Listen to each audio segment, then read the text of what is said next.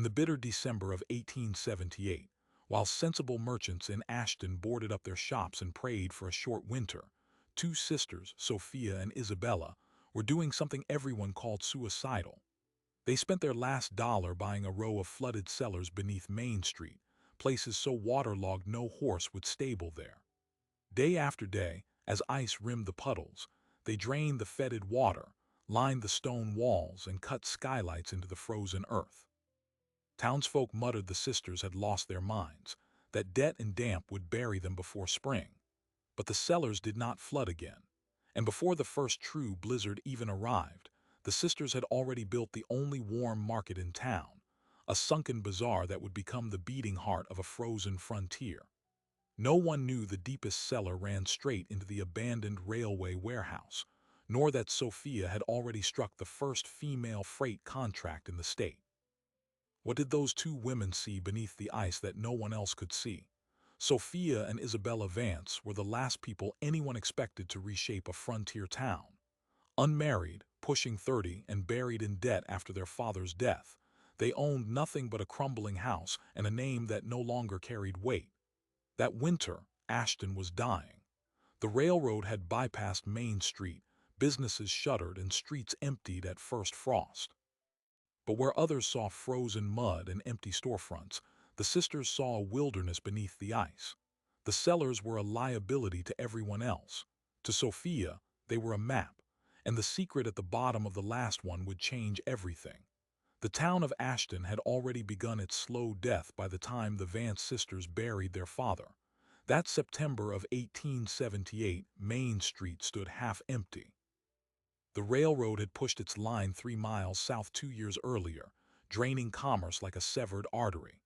What remained were shuttered storefronts, rutted mud frozen into iron, and the few stubborn merchants who refused to admit the fight was over. Henry Vance had been one of them, a dry goods trader who kept his doors open long after it made financial sense. When fever took him in the early autumn, the debts he left behind were the only thing about him that still carried weight. The bank held a lien on the family house. The store inventory was auctioned for pennies. By October, Sophia and Isabella faced a single brutal fact. They had exactly 1 month to pay the overdue mortgage or lose the roof over their heads. They owned nothing but their wits, their hands, and a single mangy dog that loved Isabella with embarrassing devotion. Sophia was 29 years old, tall, sharp-boned, with the kind of patience that came from years of listening to her father haggle down a freight charge. Isabella was 25, softer in voice but stubborn in a way that settled deep into her jaw whenever someone said a thing could not be done. Neither of them had ever married, not for lack of opportunity, but because the frontier demanded more from women than the narrow roles most towns allowed. Now that same frontier was offering them a chance, though it did not look like one. Beneath the boarded-up mercantile block at the center of town lay a row of 6 interconnected cellars, originally built to store grain and winter vegetables before the river of trade shifted south. For years they had been abandoned. Every spring the melt poured through the cracked foundation, and by late fall the water inside stood waist-deep, black and still as oil. The smell alone kept even the most desperate away. But Sophia had noticed something during the year she spent helping her father haul freight to the station. The cellars sat on a slight downhill grade toward the abandoned railway cut, and the water, no matter how high it rose, never seemed to overflow into the street above. It was draining somewhere. On the first Tuesday of November, Sophia and Isabella walked into the office of Cellars Thorne, president of the Ashton Mercantile Bank. Thorne had known their father, had dined at their table, had offered condolences with a dry handshake at the funeral. Now he offered them a foreclosure notice. But Sophia did not come to beg. She offered to buy the flooded cellars outright, using the last of the money their mother had sewn into a quilt before she passed. The price she proposed was insultingly low, $160 for the whole row. Thorne laughed before he could stop himself. Then he saw the look on her face and stopped laughing. He knew the cellars were worthless, a hole in the ground that brought in no revenue and cost him upkeep. He could not sell them to anyone in town. He looked at the two women across his desk, the older one with her jaw set and the younger with fire behind her eyes, and he thought he was getting the better end of the deal. He drew up the papers himself. By sundown, the deed was in Sophia's name. News of the purchase spread through Ashton faster than any freight wagon. Outside the saloon, men slapped their knees when they heard. Those Vance girls got swindled by their own desperation, a teamster said. Bought themselves a frozen lake for winter, said another. The owner of the last surviving dry goods store on Main Street, a man named Clarence Hayes, watched the sisters from his window as they walked back toward the Mercantile Row, each carrying a kerosene lantern. He had lost less than most when the railroad left, because he had never bet much on anything in his life. He muttered to his clerk that he gave them until Christmas before they were begging for a loan. What none of them knew was that Sophia had not been guessing about the water. She had taken measurements each month for a year, marking the level on a stone post at the back of the alley. She knew the water rose and fell, and more importantly, she knew it was moving. Somewhere beneath the mud and masonry, the Cellars were breathing. The sisters lit their lanterns and descended the narrow stone steps into the first cellar. The cold hit them instantly, a damp pressure that clung to the lungs. The beam of light passed over black water, the surface unbroken except for the slow drip from a cracked beam overhead. Isabella held the lantern steady while Sophia waded into the shallows, her boots sinking into the silt. She pushed toward the far wall, feeling along the stone with both hands, searching for the seam she believed existed. For nearly an hour they found nothing but wet rock and dead moss. Then Isabella's foot struck something solid beneath the water, not stone, but metal. She knelt and dug her fingers into the freezing muck until they closed around a rusted iron ring. Embedded in the floor was a hatch, sealed for years beneath layers of sediment. Together they pulled, and with a groan that echoed through the flooded chamber, the lid began to budge. Below it lay a passage that should not have been there, cut straight through the foundation and sloping away into utter darkness toward the old railway bed. The water was not just disappearing. It was being channeled, and somewhere at the end of that tunnel was something their father had whispered about in his final days, a secret that could either rebuild their family's fortune or bury them so deep no one in Ashton would ever speak their name again. Sophia held the lantern lower, its flame shuddering as the tunnel exhaled a breath of colder air. The passage beyond the hatch was cut through raw earth and shored with old railroad ties, black with rot but still holding. She lowered herself into the darkness first, boots finding submerged stone steps that descended another 4 feet before leveling out. Isabella followed, the dog whimpering at the rim but refusing to stay behind. The water here was only ankle deep, flowing slow and steady toward something unseen. They moved forward hunched over, their breath misting in the narrow beam of light, until the tunnel broadened and the ceiling rose above their heads. Sophia stopped. The lantern revealed a vast underground chamber, brick-walled and vaulted, the floor raised on a platform of heavy timber. Crates lay stacked along one wall, their stenciled labels still legible after years of damp. Flour, salt, iron nails. This was not a cellar. It was the lost freight warehouse of the Ashton Spur line, sealed off when the railroad abandoned the route and left half its infrastructure to rot beneath the town. Henry Vance had spoken of it during his last fevered nights, not as a memory but as a map. The Spur warehouse sits below the Mercantile Row, he had whispered, gripping Sophia's wrist with a strength his dying body should not have possessed. It connects to the old cellars through a drain culvert they dug to keep the freight dry. Find that culvert, and you'll own what the railroad forgot. Sophia stood motionless, rainwater dripping from the vaulted ceiling onto her shoulders, as the full weight of her father's words settled into place. The flooded cellars above were not a liability, they were an entrance, and the passage they had just crawled through was not a drain, it was a supply line. Isabella whispered the question they were both thinking. Does the railroad know this place still exists? Sophia ran her fingers over a crate stamp.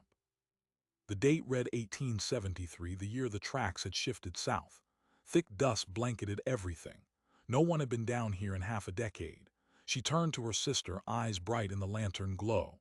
They forgot it, and we just bought it. That night they sat at their kitchen table, their clothes still wet, and sketched the first plan by candlelight. The cellars above were 6 separate chambers, each roughly 20 feet by 30, divided by load-bearing walls of cut fieldstone. The culvert connected them all, running beneath the shared foundation like a spine. If they could channel the water into that tunnel permanently, the cellars would stay dry.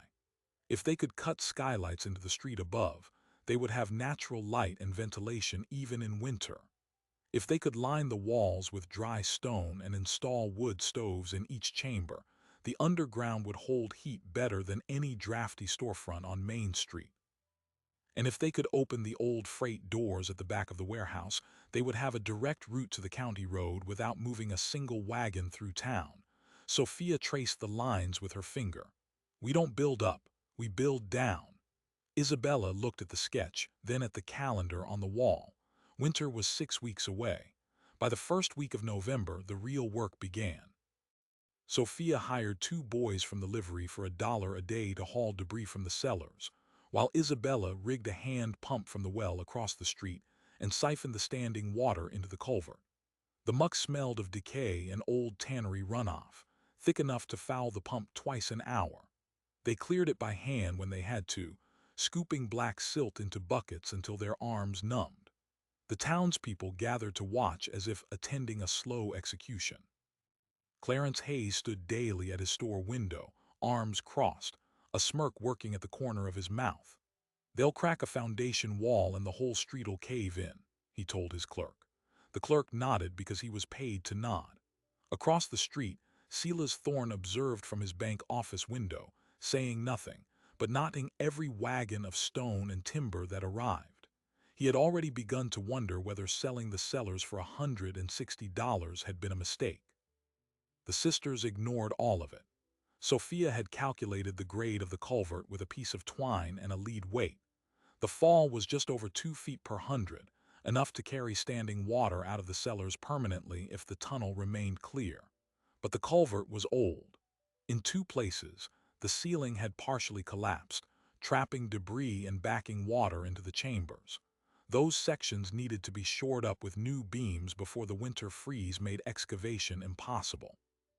Sophia descended into the tunnel alone on the 3rd morning, a saw and 2 fresh oak posts strapped to her back. She worked for 6 hours in near darkness, water dripping down her neck, while the dog sat at the tunnel mouth and whined. When she emerged, her hands were bleeding and her dress was black to the hip, but the water in the main cellar had dropped another 8 inches. Isabella bandaged her fingers without a word and handed her a cup of hot coffee. The next day, they cleared the second collapse together. By mid-November, the cellars were dry. Sophia walked the length of the row with a lantern, testing the floor with a pick. The stone was solid, the mortar between the blocks surprisingly intact after years of submersion. The dampness remained, a cold that seeped into the bones, but there was no standing water anywhere. That same week, Isabella found a glazier in the county seat who had gone bankrupt and was selling his stock for a fraction of its value. She bought 6 heavy skylight frames of cast iron and thick glass, each one designed for a commercial roof. The price was everything they had left. When she returned to Ashton, Sophia was already cutting the first opening in the street above the cellar row. The town watched in disbelief as she broke through frozen dirt and old plank sidewalk, shaping a rectangular shaft into the underground chamber. The work was brutal. Frost had hardened the ground to the consistency of iron. She swung the pick until her shoulders locked and her hands blistered beneath her gloves. Isabella mixed mortar and set the frame herself, sealing the skylight into place before the next freeze could split the stone. When the first pane of glass caught the pale November sun and cast a shaft of light into the darkness below, Sophia sat on the cold stone floor and wept. Not from exhaustion, from the sudden, terrifying certainty that the idea was no longer just an idea. The transformation of the cellars accelerated after that. Sophia sourced dry stone from a quarry 20 miles north, paying half price for irregular slabs that other builders had rejected.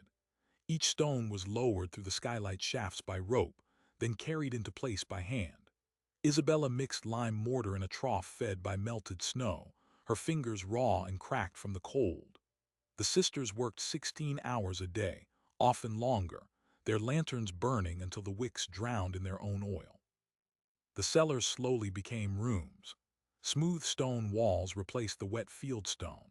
Wood stoves arrived from a foundry in St. Louis, shipped by rail to the county seat and hauled to Ashton by a teamster who overcharged them and laughed about it afterward.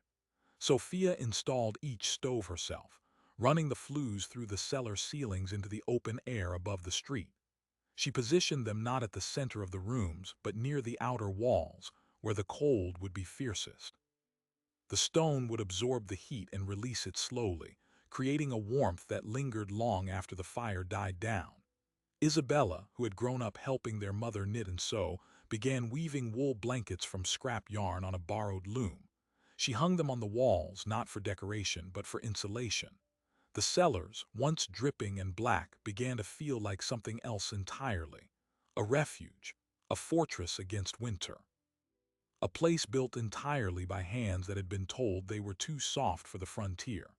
The first real test came on December 3rd, when a hard freeze gripped Ashton for 4 straight days. The temperature fell to 10 below zero, then 15. Wood pipes burst. Horses died in their stalls. Clarence Hayes closed his store early because the wind sliced through the plank walls like a knife. But in the cellars beneath the mercantile row, Sophia and Isabella sat at a small table near a glowing stove, eating stew from iron bowls, their faces warm and their breath invisible. The skylights had frosted over, but the light still passed through, pale and milky enough to work by. Sophia climbed the steps and opened the street door to gauge the difference. The blast of wind struck her face like a swung board, but 3 steps down the air was still, calm. The temperature held at a steady 50 degrees. At night, Isabella wrote in her journal, her handwriting shaky from the cold she had just escaped. The earth remembers how to hold heat better than any wall men have ever built. Word began to spread, not through praise but through survival. Old Esther Calloway, whose husband had died of pneumonia the previous winter and whose own cabin was little more than a wind tunnel, came to the cellars one afternoon because she had nowhere else to go. Her cough was deep and wet, and her firewood was nearly gone. Isabella wrapped a wool blanket around her shoulders and sat her near the stove. The old woman stayed for 3 hours, warming her bones, and left with an armload of firewood the sisters refused to let her pay for. The next day, 2 more widows arrived, then a farmer whose barn had collapsed under a snow load. They came not because they believed in the sisters' vision, but because the cellars were 20 degrees warmer than anything above ground, and the word warm on the frontier winter was worth more than gold. Sophia watched the strangers huddle around the stove and saw the future shape itself in her mind. They would not wait for spring to open the market. They would open now, in the dead of winter, when no one else dared to trade, when the cold itself would drive customers underground. The pivot came during the 3rd week of December. Sophia had been exploring the warehouse chambers more thoroughly, mapping every crate and beam. In a back corner, beneath a collapsed section of shelving, she found a door she had missed before. Not a hatch. A full-size freight door, iron-hinged, built to slide sideways into the wall. It opened onto a ramp that rose to a loading bay cut directly into the side of the old railway bed. The ramp was buried under drifted snow, but the bay was intact, its wooden docks still solid. She stood at the top of the ramp and looked south. The county road was less than a quarter-mile away. The railroad spur that had once served this warehouse was gone, but the road was not. A wagon could pull up to that bay, unload goods directly through the warehouse, and distribute them to the cellars without ever touching Main Street, without crossing Sela's Thorns Bank, without paying Clarence Hayes a single cent for storage or handling. Sophia understood then that she was not simply building a winter market. She was building a bypass, an alternate artery of commerce that cut the old guard of Ashton out of the body entirely. She drafted the letter herself, writing by lamplight in the warm cellar while the wind howled above. She addressed it to the Northern Plains Freight Line, whose main depot lay 30 miles east, and whose wagons crossed the county road every week on their way to larger towns. She proposed a contract. The Vance Mercantile Understory, as she named it, would receive and warehouse freight goods at a rate 10% below the county seat's existing facilities. The goods would be stored in climate-controlled cellars, protected from freeze damage, and distributed directly to local buyers through the underground market. She offered no collateral. She offered only the warehouse and the word of a woman her father had taught to keep a ledger.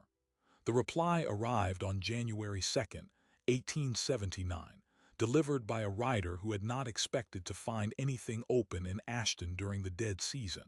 The letter was brief. The freight line would send an inspector to evaluate the facility. If it met their standards, the contract was hers. Every cellar merchant in 3 counties would have to go through Sophia Vance to get their dry goods. Cellars Thorne would not receive a penny of the storage fees. Clarence Hayes, who had spent years squeezing his neighbors on freight markup, would be cut out entirely. The sisters had not just built a market. They had built a monopoly beneath the ice, and the men above ground had no idea what was about to hit them. The freight line inspector arrived on January 8th, a day so cold the ink froze inside the bottle on Sophia's desk. His name was Martin Crowder, a man weathered to leather, who had spent 20 years evaluating freight depots across the territory and had never once approved a facility sight unseen. He stepped down from his wagon outside the Mercantile Row and stared at the cellar entrance with open skepticism. A wooden stairway descending into the frozen ground. A plank sign, hand-painted, that read simply Vance Understory. A woman waiting at the bottom in a wool dress, her hands dirty with mortar dust. Crowder shook his head. He had inspected warehouses built by railroad barons and grain elevators owned by millionaires. He had never inspected a hole in the ground run by 2 unmarried sisters. But a contract proposal was a contract proposal, and his employers were intrigued by the rates. Sophia led him down the stairs without ceremony. The air changed as they descended, the bitter wind fatting into a still, dry warmth that made Crowder pause on the steps. He touched the stone wall with one gloved hand, then withdrew the glove and touched it again. Dry, warm, no frost. He said nothing, but his pace slowed as they entered the first cellar. Isabella had lit all 6 stoves that morning. The main chamber glowed with lantern light reflected off whitewashed stone. Blankets hung along the walls. A long table stood near the center, laid with samples of flour, salt, and coffee. The skylights let in pale winter light, just enough to read by. Crowder walked the perimeter, testing the floor with his heel, listening for hollow sounds. He pulled a measuring tape from his coat and checked the ceiling height, then the width of the doorways, then the clearance around the flues. He asked to see the drainage. Sophia took him down into the culvert. The tunnel was dark and low, but the water moved cleanly through its channel, and the air did not smell of rot. Crowder examined the oak beams Sophia had installed, running his fingers over the joints, testing for give. He grunted once, which might have meant approval or might have meant nothing at all. Then he climbed back into the cellar and asked the question Sophia had been dreading. "Show me the freight bay." The freight bay was still buried. The heavy snows of early January had collapsed the ramp and sealed the doors behind a drift 8 feet deep. Sophia had not been able to clear it in time. She led Crowder through the warehouse tunnel into the dark rear chamber and pointed to the iron doors. "That's the bay," she said. "It opens onto the county road." Crowder looked at the doors, then at the snow crusted around the seams where cold leaked through. He did not speak for nearly a full minute. Then he closed his notebook. "Your drainage works. Your stoves work, but if I can't see the loading access, I can't approve the facility." He started walking back toward the stairs. Isabella's face went pale. The contract, the market, the entire winter of work, it all hung on a door they could not open until the thaw, and the thaw was months away. Sophia did not argue. She did not plead. She followed Crowder up into the biting wind and stood beside his wagon while he climbed aboard. "Inspector," she said, her voice steady but low. "Come back in 2 days. I'll have that door open." Crowder looked down at her, a solitary woman in a frozen street with no crew, no equipment, no obvious means to move a mountain of packed snow. He almost said no, but something in her face stopped him.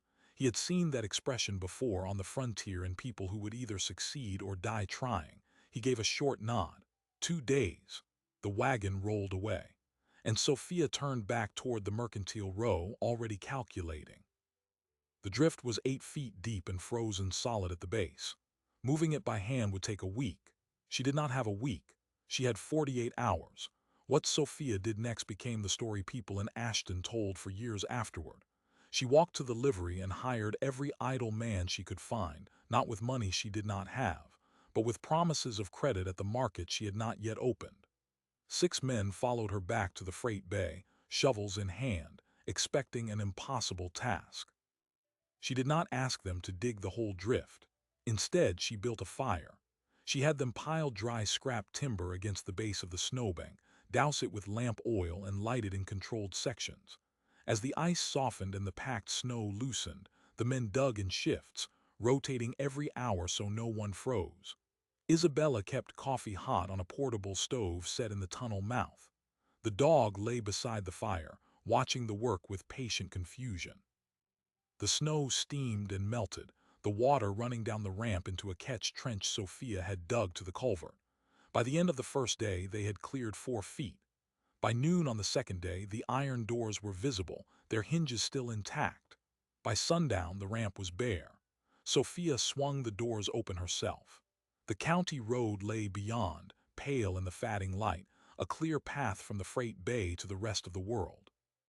Martin Crowder returned on the morning of the third day, earlier than he had promised. He found the freight bay open, the ramp swept clean, and a wagon already parked at the dock, its teamster unloading sample crates from the county seat. The sisters had not waited for his approval. They had begun moving goods through the warehouse at dawn. Crowder walked the length of the bay, inspected the dock timbers, tested the wagon turnaround space, and then stood in the cold, writing in his notebook. When he finished, he tore out a single page and handed it to Sophia. It was a signed certificate of inspection. The Northern Plains Freight Line would award the Vance Mercantile Understory its winter storage contract, effective immediately. The rate was 10% below the county seat. The volume was unlimited. The contract was the first freight agreement ever awarded to a woman-owned facility in the territory. But at that moment, Sophia did not know that. She only knew that the door was open and the goods were moving. She folded the certificate into her coat and went back to work. The news reached Cellars Thorne before the ink was dry. A bank clerk had watched Crowder hand over the certificate from across the street, and by noon the story was circulating through every business still operating on Main Street.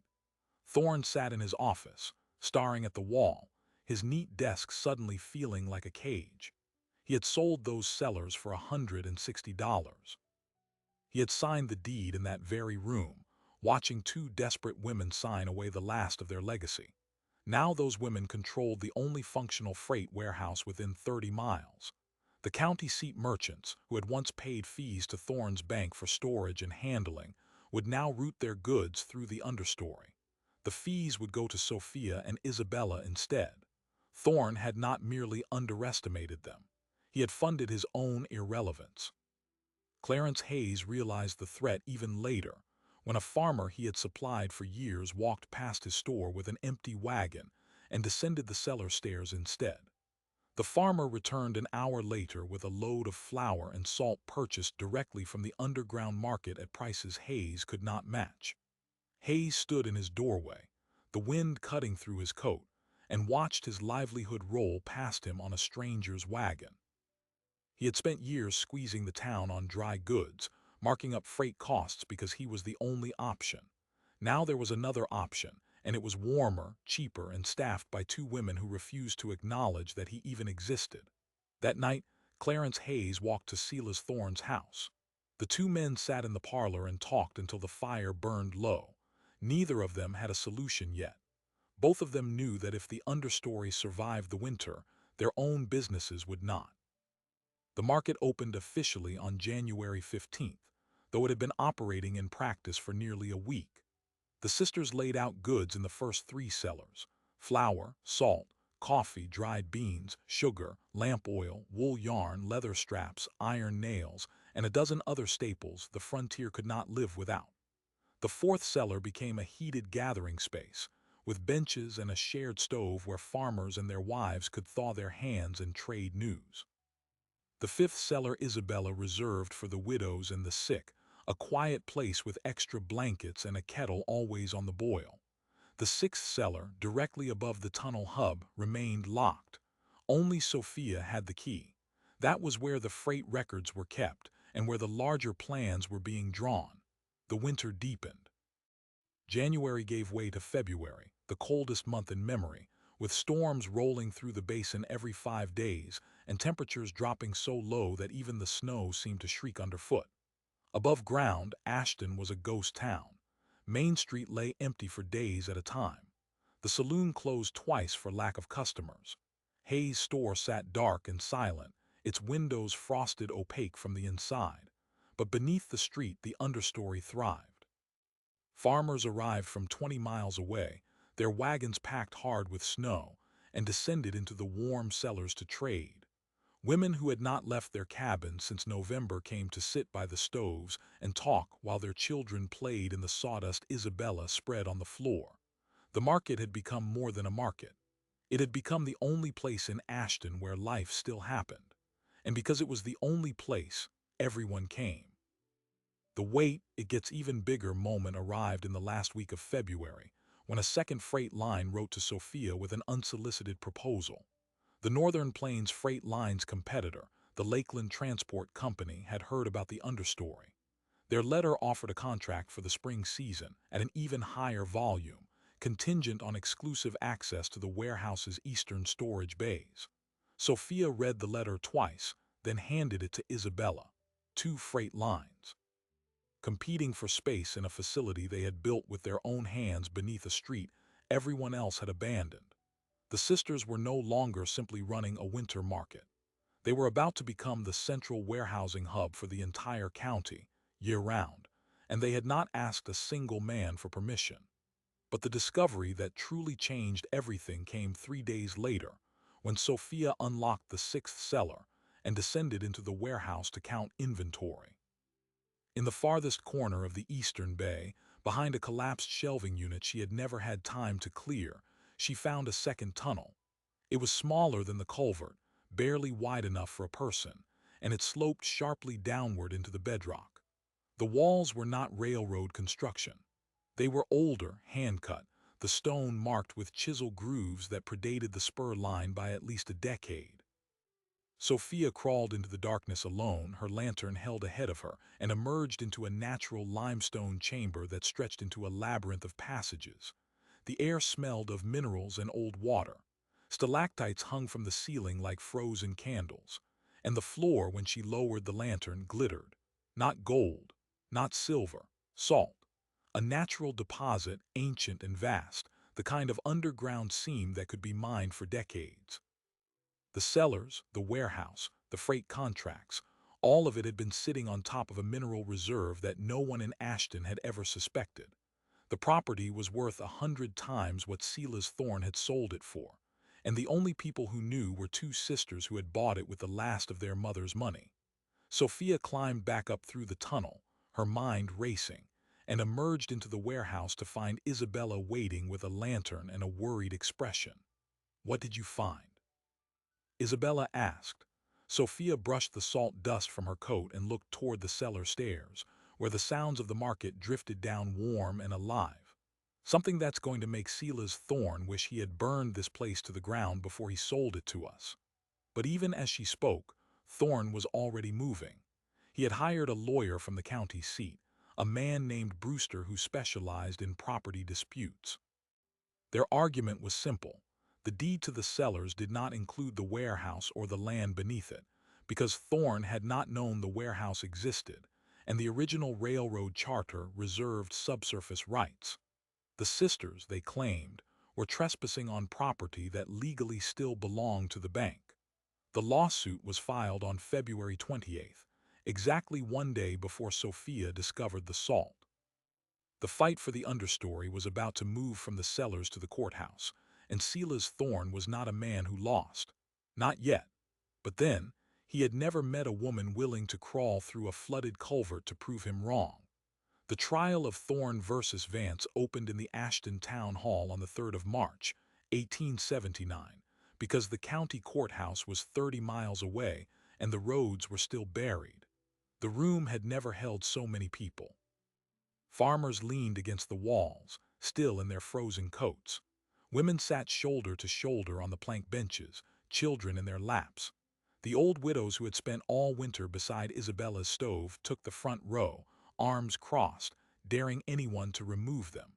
Silas Thorne arrived in a pressed suit, accompanied by a lawyer named Brewster whose voice filled the room like a cracked bell. Brewster laid out the bank's claim with theatrical precision. The deed to the cellars described 6 chambers, numbered from the street entrance to the rear retaining wall. The warehouse beyond that wall, Brewster argued, was a separate structure built by the railroad, whose subsurface rights the bank had acquired through a long-forgotten easement from 1871. The sisters had no claim to the warehouse, the freight bay, or the tunnel connecting them. Every crate stored in that space was trespass. Every contract signed was invalid. Every dollar earned was theft. Sophia sat at the defendant's table, dressed in the same wool dress she had worn to drain the cellars. She had no lawyer. She had tried to hire one, but Brewster had already contacted every attorney within 3 counties, and none would take her case against the bank that held their mortgages. So she stood alone. When Brewster finished, she rose slowly, walked to the center of the room, and turned to face the judge. Her voice was calm and quiet, and the crowd had to lean forward to hear it. She did not argue about deeds or easements. Instead, she described the day she and Isabella had first waded into the flood. She described the collapsed beams, the reeking mud, the culvert they had cleared by hand while the town laughed. She described the winter market, the widows, the farmers who could now afford flour. She described the freight wagon that had arrived that very morning, carrying medicine for a child with pneumonia in the next township. Then she stopped. "Your Honor," she said, "if the bank claims it owns the warehouse, let the bank explain why it left that warehouse to rot. Let Mr. Thorne explain to this room what he did to maintain the property he now says is his." Thorne's face tightened. Brewster objected, but the judge, a former surveyor named Whitfield who had spent 20 years settling land disputes in the territory, overruled him. He leaned forward. "I'd like to hear that answer." Thorne rose, adjusted his collar, and spoke smoothly about legal obligations and unforeseen circumstances. He said the bank had never been notified of the warehouse's existence. He said responsibility for maintenance fell to the railroad, not the bank. He sounded reasonable, but Sophia had already planted the seed. The warehouse had been abandoned for years. The sisters had found it buried, flooded, and forgotten.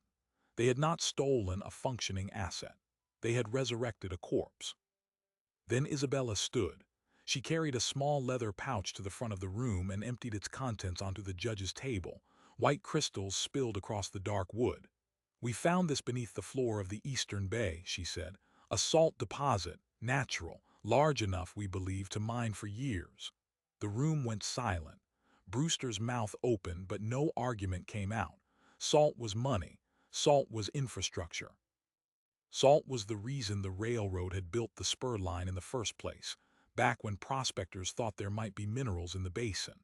The bank had sold the land for $160.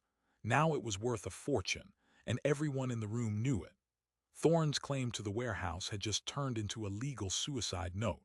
If the bank owned the warehouse, it also owned the salt beneath it, and the sisters had already invested their lives in the property while the bank slept.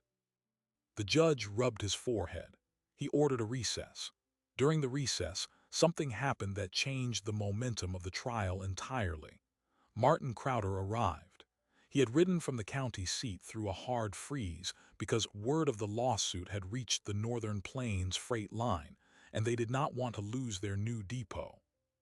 Crowder presented a document to the court, a sworn statement that the freight line had conducted its own title search before awarding the contract and had found no outstanding railroad claims on the spur line property.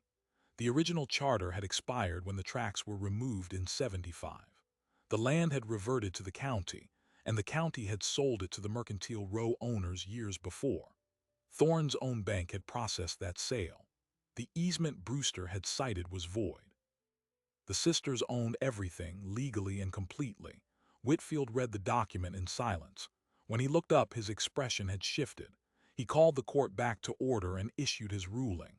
The deed to the cellars included all connected structures, natural deposits, and improvements.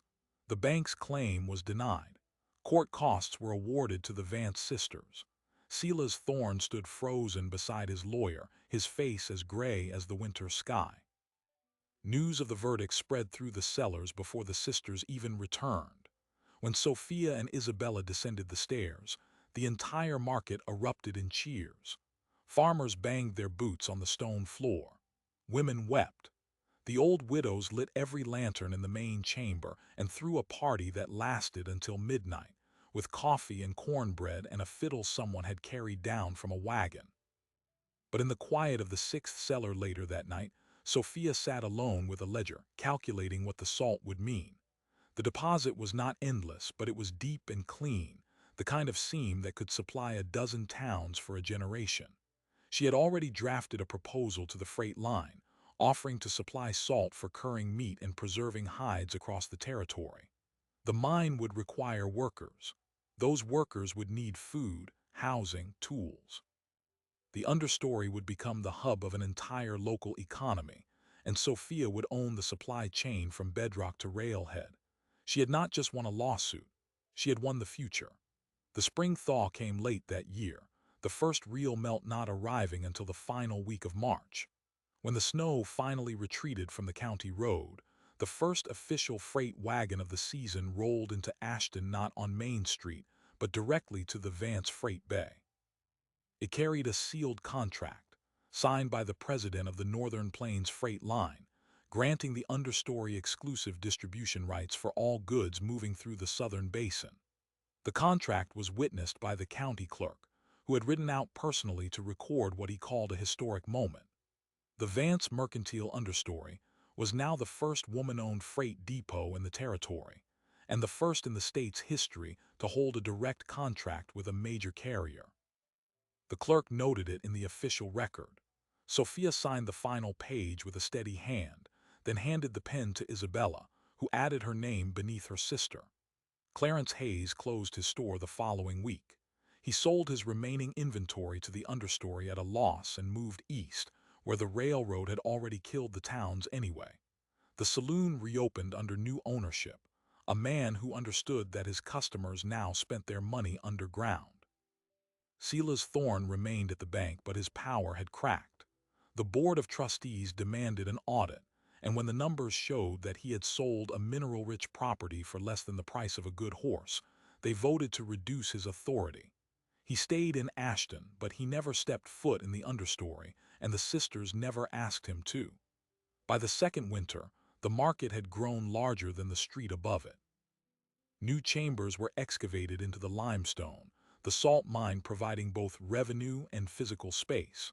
Workers from the county seat moved their families to Ashton. Houses were built. The school reopened. The town that had been left for dead by the railroad was now alive because of something far deeper. The sisters hired a foreman for the mine, a bookkeeper for the freight accounts, and a full-time stonemason to maintain the cellars. Isabella took charge of the community spaces, organizing winter food shares, and a lending library that operated entirely by lantern light. Sophia ran the freight business, negotiating with carriers and farmers alike, her reputation now carrying more weight than any bank president in the county. The understory had become the beating heart of a town that had once written them off as foolish women buying a hole in the ground. In the cold January of 1881, exactly 2 years after the first freight contract, a government survey team arrived to map the salt deposit. They spent 3 weeks underground, their carbide lamps illuminating the same passages the sisters had first explored with kerosene and bleeding hands. The official report classified the deposit as one of the largest accessible seams in the territory. The value was estimated at $200,000, more than the entire commercial value of Ashton above ground. Sophia read the report in the sixth cellar, alone, the same room where she had once stood in ankle-deep water, and wondered if her father's map was nothing more than a dying man's dream. She folded the paper and tucked it into her ledger, then walked upstairs into the market, where farmers were trading eggs and wool beside the warm stove, where the widows still occupied their bench, where the dog still slept near the entrance, loyal and oblivious.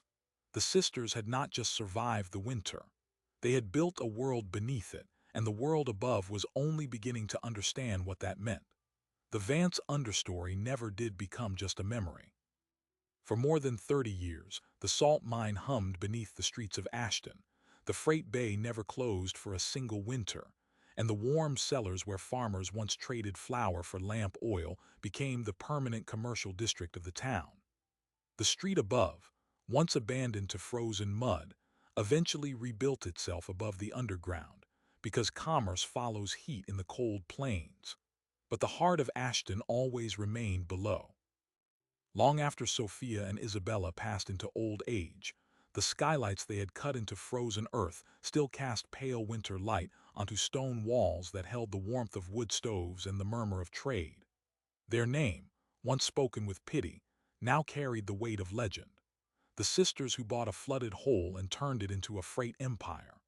But here is the question that still lingers in the basin, every time the temperature drops and the wind turns merciless.